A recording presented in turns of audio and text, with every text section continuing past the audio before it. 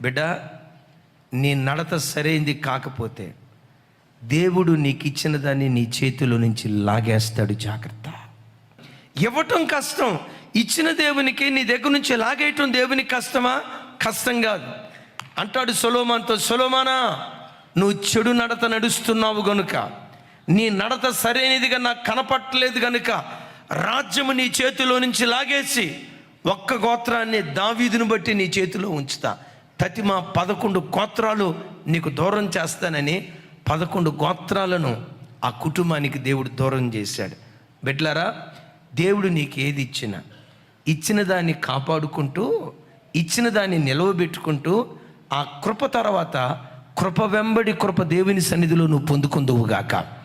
రోజు రోజుకు ఆ కృప అధికం కావాలి, కానీ దేవుడు నీకు ఇచ్చిన కృపను నువ్వు దూరం చేసుకోకుండా జాగ్రత్తగా దేవుని దగ్గర బ్రతుకుదువుగాక.